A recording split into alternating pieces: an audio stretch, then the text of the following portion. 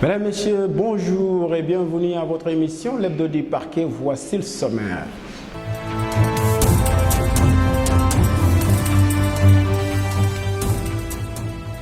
Université Cheikh Anta Diop de Dakar, le procès des 22 étudiants a eu lieu le mardi dernier, mais le juge a décidé de rendre le verdict le lendemain, c'est-à-dire mercredi.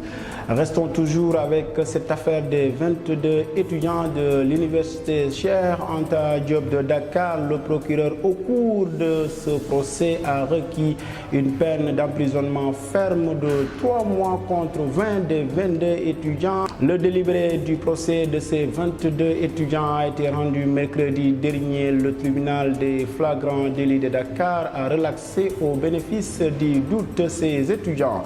Mary Teuw Niane s'est prononcé sur cette affaire des 22 étudiants. Le ministre de l'Enseignement supérieur s'est dit favorable mais conteste et dénonce l'attitude des étudiants. Thierno Bokoum donne son avis sur la crise universitaire. Le porte-parole de Rewmi a accusé l'État et lui demande de prendre des solutions idoines. Dr Malik Diop s'est aussi prononcé sur la crise qui secoue l'université Cheikh Anta Diop de Dakar. Le maire de Fann.e invite l'État à prendre des mesures de sortie de crise. Affaire Modibo Diop, le procès en rappel de l'ancien président de l'ASER a connu une évolution. Le mercredi dernier, Modibo Diop et compagnie ont fait face au juge. Une affaire d'héritage oppose Cyril Bathily à son frère. Seydou Bathily réclame sa part de l'héritage légué par son défunt père Cheikh Bathily. Vous l'entendrez dans ce journal. Mesdames, Messieurs, tels sont les titres. Les développements, c'est après ceci.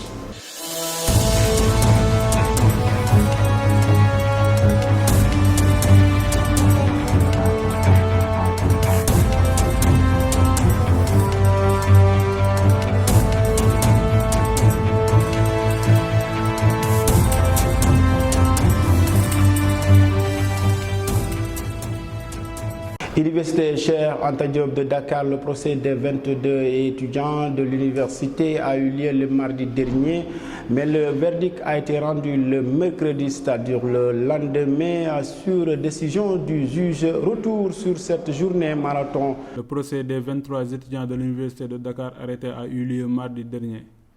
Retour sur une journée marathon vécue. 20h, tribunal de Dakar. Parents et proches venus prêter main forte aux 23 étudiants quittent le tribunal. Ils devront prendre leur mal en patience. Ils ne rentreront pas ce soir avec leurs enfants, leurs amis. Le délibéré est attendu pour mercredi 28 mai 2014. La tristesse et la désolation se lisent sur les visages.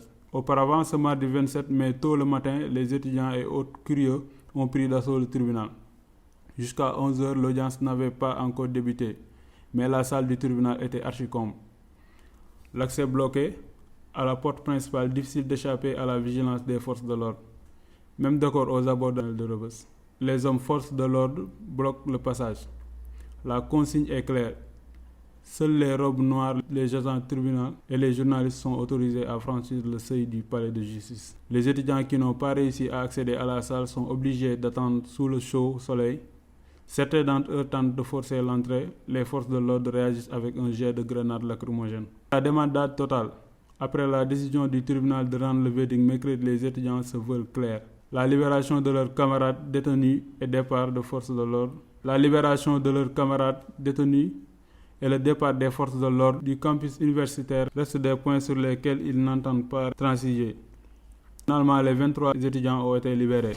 Reste à savoir si les forces de l'ordre vont quitter le campus. Restons toujours sur cette affaire des 22 étudiants de l'université Cheikh Anta Diop. Au cours de ce procès, le procureur a requis 3 mois d'emprisonnement ferme contre les 20 des 22 étudiants arrêtés lors des manifestations à l'université Cheikh Anta Diop. Le procureur a repris 3 mois ferme contre les 20 des 22 étudiants de l'université Cheikh Anta Diop qui sont jugés en flagrant délit. Il a également sollicité la relaxe pure et simple des étudiants répondant au nom de Mamadou Ba et Mohamed Mbaké Diop qui ont été déchargés par le témoin.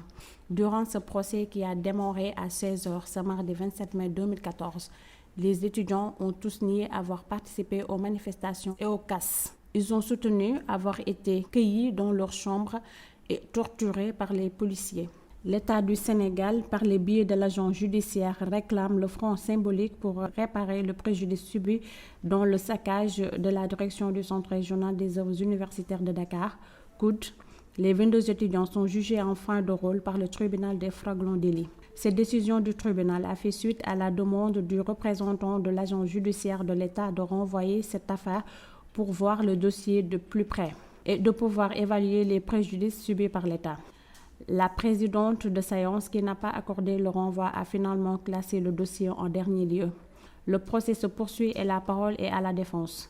Les 22 étudiants comparaissent pour répondre aux faits de troubles à l'ordre public, destruction de biens appartenant à l'État, actes de vandalisme et violence et voies de fait à agents de la force publique. Le délibéré du procès de ces 22 étudiants a été rendu mercredi dernier. Le tribunal des flagrants délits de Dakar, après plusieurs tours d'horloge, a relaxé au bénéfice du doute ces étudiants. Les étudiants sont libres d'aller reprendre leurs cours. Les 22 étudiants de l'université Cheikh Anta Diop UCAD de Dakar ont été blanchis par le tribunal des flagrants délits. Comme il fallait s'y attendre, le tribunal a prononcé un verdict d'apaisement à l'encontre des 22 étudiants de l'UCAD. Après, devant la barre du tribunal des flagrants hier mardi, tous les 22 étudiants ont été relaxés au bénéfice du doute.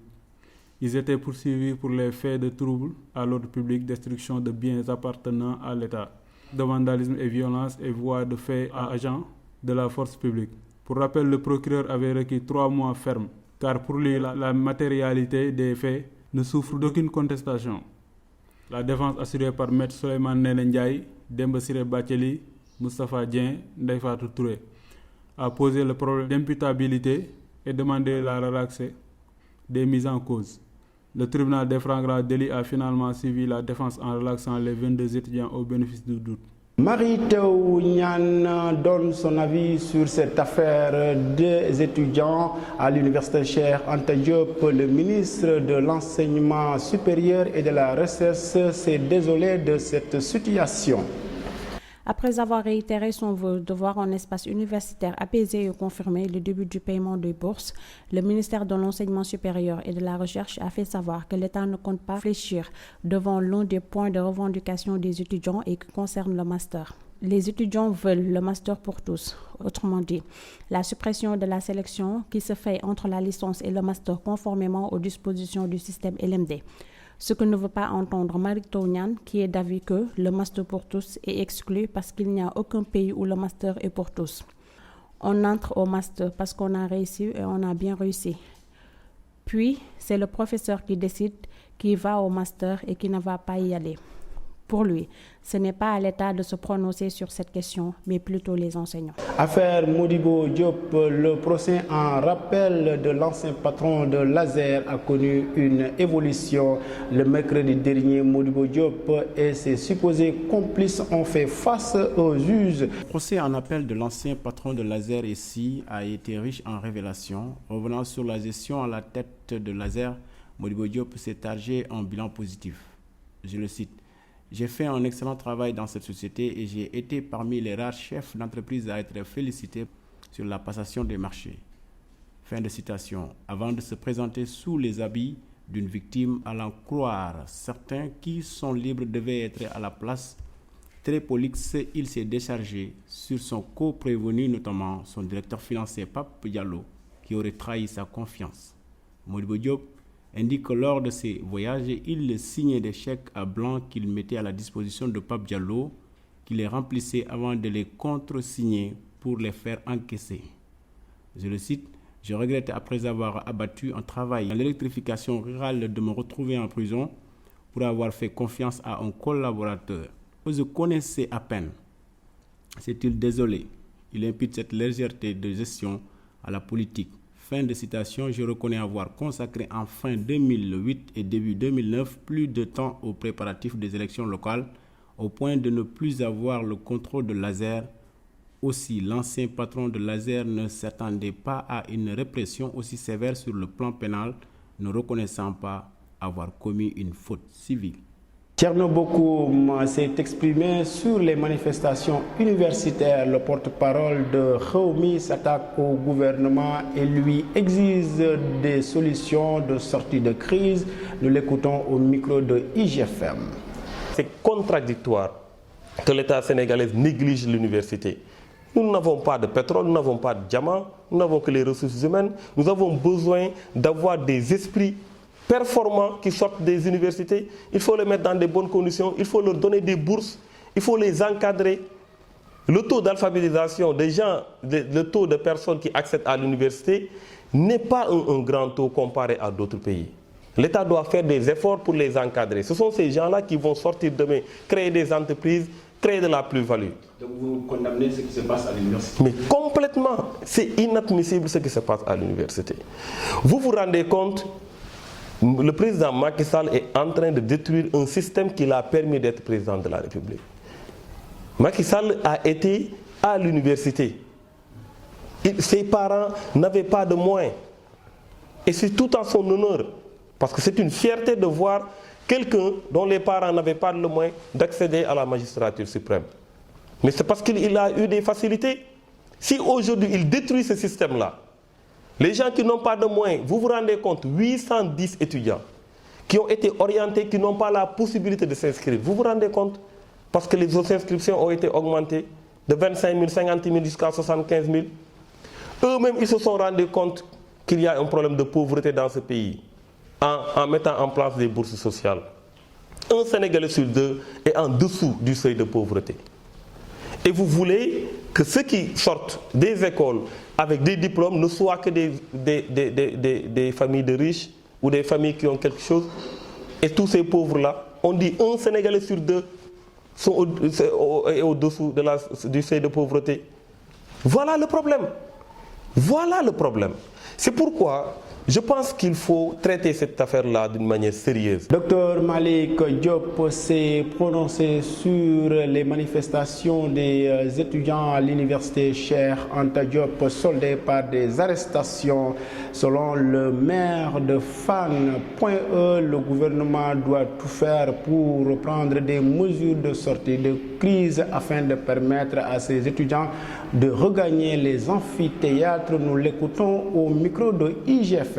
Je pense que si le dialogue est établi, beaucoup de problèmes pourront se régler. Nous avons eu à vivre nous-mêmes, étant acteurs de ces amicales. Moi, j'étais au niveau de l'amicale de la faculté de médecine et de pharmacie. Mais quand il n'y avait pas de dialogue, on se rebellait. Et dès lors qu'il y avait le dialogue, on parlait de points concrets et les choses se dénouaient. Donc il est important qu'on puisse aller vers ces discussions-là. Nous allons jouer notre rôle parce que nous sommes aussi bien jeunes, universitaires, mais nous sommes aussi dans l'État. Donc je pense que les deux ne sont pas incompatibles et en discutant avec les étudiants, en discutant également globalement avec les acteurs universitaires qui sont issus de l'État, on pourra trouver des solutions concrètes. Une affaire d'héritage oppose Cyril Bathily à son frère. Seydou Bathily réclame sa part de l'héritage légué par son défunt père, Cheikh Bathily. Les faits remontent en 2007. Le délibéré de ce procès pendant devant la justice attendu le lundi 2 juin prochain. Nous écoutons Seydou Bathily au micro de IGFM. Paa bi dafa décédé.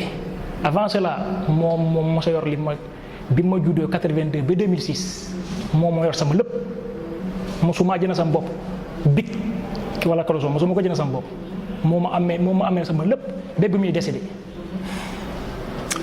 Mu décédé ma ñëw ci Cyril pour ñu waxtaan ma ànd ak benn paa du ma bëgg wax turam photo baa ngi nii bu fekkee ni lii c'était à la Mecque en 2006. lii aj na paa bi dafa décédé daw moon aji Makka dama demoon pour football damay jouer ba tey damay football dama demoon pour football umra laa demee ma umra xaar aj bi ajaale après ñibbisi waat football bi doxatoon quoi dama gaañoon après mu ñibbisi ma ñibbisi ànd ak non avant dafa gaañu ma door a dem waaw ma dem ñibbisi ànd ak benn paa bi foo laa xamante moom sax quoi d'ailleurs mais bëgguma si wax turam ma ànd ak paa bi ba Saly kër Cyril ma toog Cyril toog paa bi toog mu ne ko ma ne ko dama ñëw ñu waxtaan pour ñu waxtaan à l'amiable comme paa bi moo ñu jur te bàyyi na fi alal vraiment te lii ma koy li may def nii nëbbuwuma quoi alal moo tax ñu koy def parce que dem nañ tribunal ba yegg si fii dama koy wax quoi nañu wax dëgg quoi te yàlla tax alal ji moo tax ñu koy def droit au but Cyril yow laay waxal alal yi bi ma war a lii yëpp ma ànd ak paa bi ba foofu noonu paa bi ne ko Cyril man mosum la gis mais ku la xool booy bi xam ne am ngeen ay traits tu vois ce qu'il m'a répondu non paa bi ma ko moom dara petit patara wax ma ne ko d'accord paa bi tëdd na seen hôpitalam Cyril jóge fii dem France nekkal moom hôpital yor téléphone paa bi ma woote à 2 reprises moo may paas paa bi paasaat ma ko pour mu envoyé ma suma xaalis paa bi moo koy wax mu na ma envoyé xaalis mu envoyé ma xaalis à 2 reprises ku tëdd ci la hôpital mun a envoyé xaalis doomam yow nga taxaw bëgg opposé ne pas kooku jurum c'est inadmissible. Mesdames, Messieurs, merci. Cet élément met fin à ce numéro de votre émission L'Hebdo du Parquet, présenté avec un immense plaisir par Tapa Tunkara sous la supervision de Charles Faye et de Aruna Fall, caméra Ndiol de Elhaz Mbaye.